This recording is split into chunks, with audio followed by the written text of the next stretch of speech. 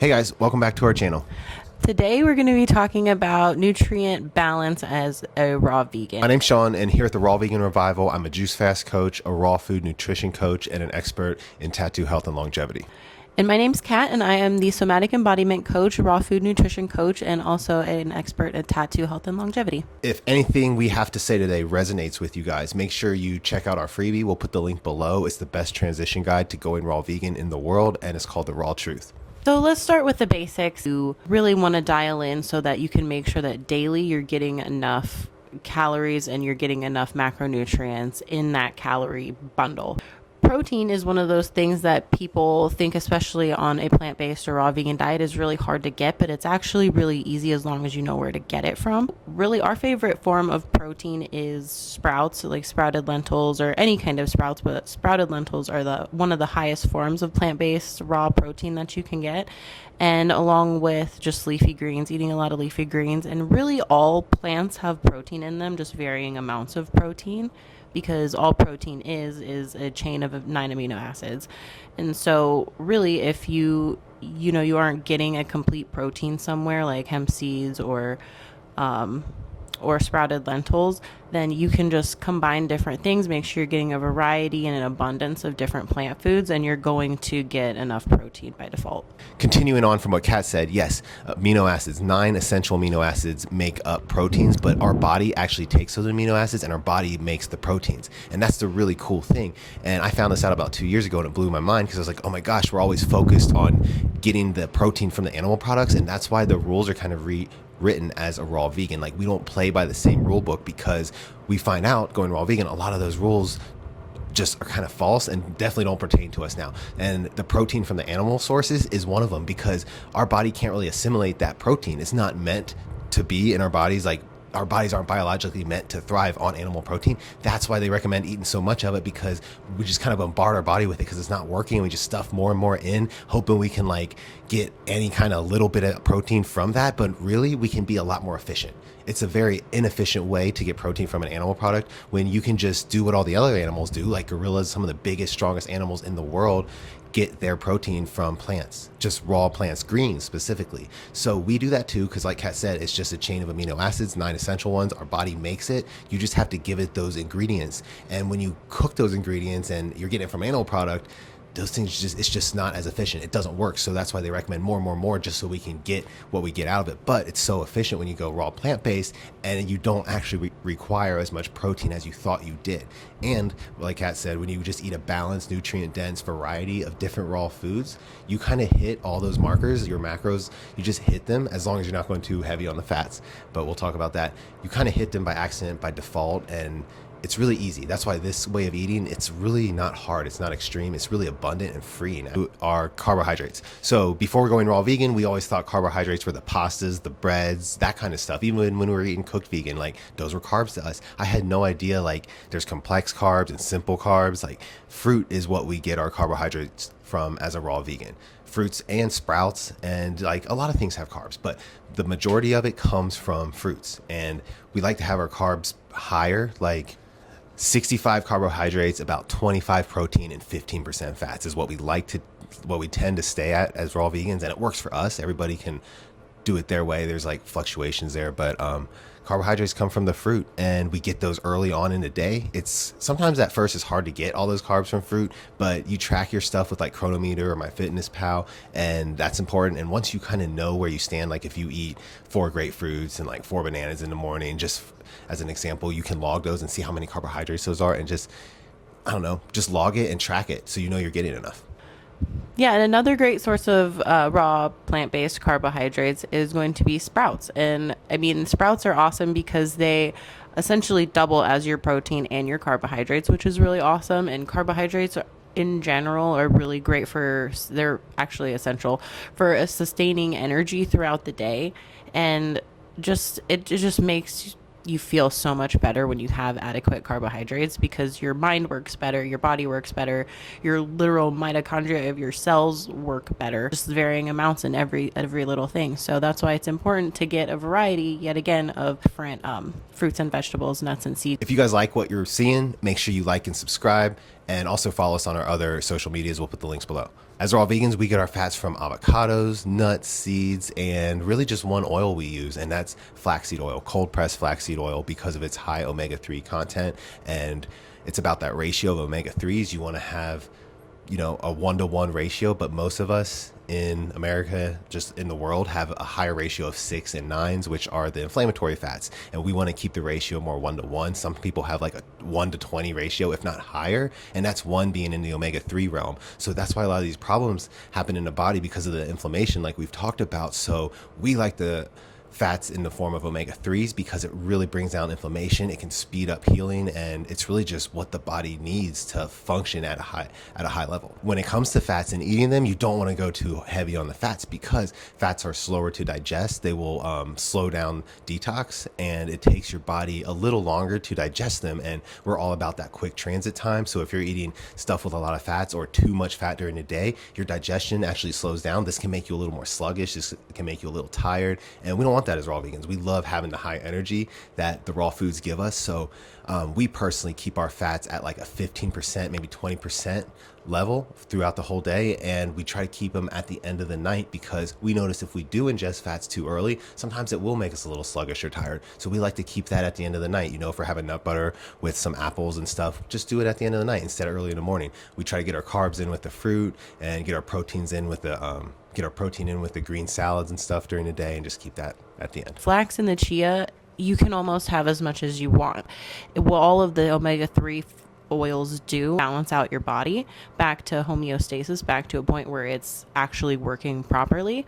And that's just because everybody is so out of balance with omega-6s. That's why you can literally have as much omega-3s as you want, because nobody's getting enough of it. But I mean, incorporating things like, you know, nuts and seeds here and there, and avocado and stuff are also, you know, they're helpful and they're important, and it's, you know, it's essential to do those things too. It's not like you want to like restrict them extremely or anything, because that's not good either. Most nuts and seeds are higher in 6s and 9s, which is why you kind of want to keep those limited.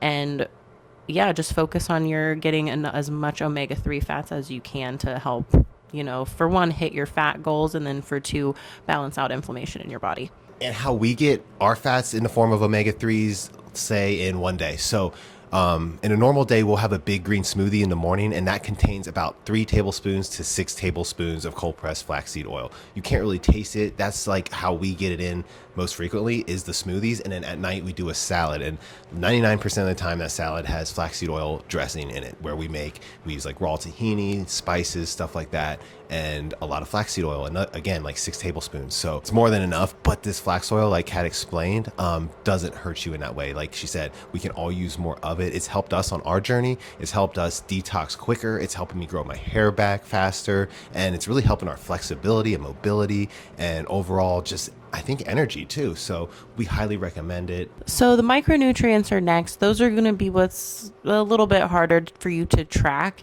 but that's why it's so important to make sure that you're getting a big variety and a big quantity of raw plant-based foods every day, because that's going to ensure that you're getting enough micronutrients and macronutrients.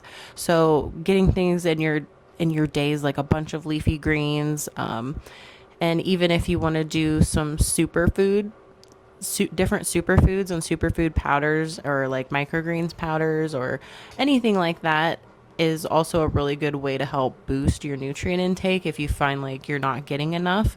But really, if anything, you don't need to supplement any micronutrients except like B12, vitamin D, iodine, and D3 and K2, because you always want to take those two things together. It helps the distribution of calcium and helps it not to get stuck in your arteries. We take trace mineral drops every day, and we've always generally put that in our smoothies. And we take zinc supplements too daily. So, I mean, yeah, actually all of our supplements are liquid. We don't take any capsulated supplements, because it's just easier for your body to assimilate and absorb them when they're in a sublingual or liquid form. So maybe go ahead and try that if you aren't already. And if you're dealing with any nutrient deficiencies prior to switching, just make sure you keep in mind that the gut microbiome is key here when you're dealing with any kind of deficiency at all. That means you have to focus on cleaning out your gut microbiome. So I mean, just going fully raw for an extended period of time will help you do that, or you can fast track the process by doing a 40-day juice fast, which we offer in our yearly membership. You can click the link down below to get that. And, but yeah, just think about that. If you're deficient, I mean, make sure you look up what vegetables, fruits, nuts, seeds have the thing that you're deficient in, and make sure you eat a lot of those things and focus on cleaning out your gut at the same time. Quick summary on today's video: how to get balanced nutrition on a raw vegan diet. Number one is just being able to eat enough. Sometimes going raw vegan right from a standard American diet, it's hard to eat enough calories. And sometimes people will feel like the raw vegan diet isn't working for them because the reason why is because they can't digest the raw plant food fibers. Because if we're eating standard American diet, there's not a lot of fiber in those foods. So when we go to switch to eating, say, more raw plant foods, our body has a hard time digesting it because it's whole plant-based fiber. And that makes us feel like we aren't thriving on the diet. And sometimes you can't eat enough and you don't get your calorie needs. And when that happens, you don't feel good. So we learned that the juice fast, like Cass said, really helps you restart your gut microbiome so you can digest these types of fibers, but it also works if you do it. It's just a slower transition. If you look at it like this, like before I went raw vegan, I would get really full off one apple, and that's because I wasn't eating a lot of apples or a lot of plant-based foods in general, so it took me a long time to digest that apple, and I would feel really full off one. Now, raw vegan, that we cleaned our guts out, we can eat like 4 or 6 apples in one sitting as a snack, and that's not that big of a deal. So that's just how it works. And it's important to get your macronutrients, but also be satiated and be full, but also maybe be more than full, because you got to track your stuff. And if at first you may feel more than full just to get your calories because you're not used to digesting it. So just kind of like work with it. It's a transition period, because like if you've been eating the wrong foods like we were for like decades, it's going to take a little time to get used to the new way of eating. So worth it and life changing that it's going to be worth every struggle you go through to get there. Now back to the summary. Yes, so macronutrients, you get them all from all plant foods. The protein myth is kind of a thing where like we were told we need more protein than we really need. When you eat raw vegan, you hit these protein needs, you hit the carbohydrate needs, you hit the fat needs kind of just by default if you're eating a variety, and it just kind of happens. And now 2 years in, we kind of just eat like smoothies in the morning, juice in the morning, fruit during the day, and big salads at night. And we hit our goals there. You're getting everything you need right there. It's well-rounded, you get a variety. And some people say eat the rainbow, just make sure there's a lot of colors in there too. That's important. But really, you just kind of fall into this natural, simple way of eating. Your body will really start to crave the things it needs and not just the things it wants. And when you do that, it feels really good. And you just kind of get in a pattern of eating the right things back and forth, and it's really fun. So if you enjoyed our video today, and if you want to see more of what we have to offer, or if you want to work with us more closely, make sure to join our membership community. The links are down below. We have a yearly and a monthly option for you, and the yearly option is honestly the best deal because it's what comes with the juice fasting protocol. Daily coachings with us, weekly live lessons, and you have access to hundreds of raw recipes and of our action plans, our protocols, our guides, as well as just getting in the group and being able to talk to other people, and just building a community of other people that have the same values that you do and who are all trying to either eat plant-based or raw or some form of that. So it's awesome. And also shout out to everybody who has joined the last week, because you guys are awesome and we love seeing all of your posts and your updates and your food. We hope you guys enjoyed today's video. Thanks for watching, and we'll see you on the next one.